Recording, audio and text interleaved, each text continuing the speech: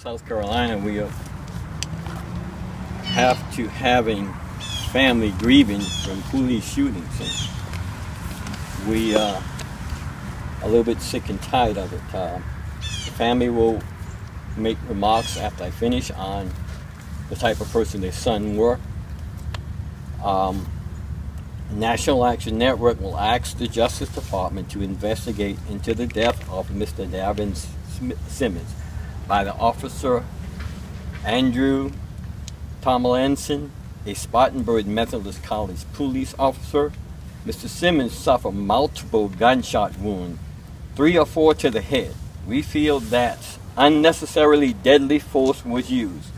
We are asking that anyone that may have taken pictures or a video of this incident, please turn it in over to the proper authority.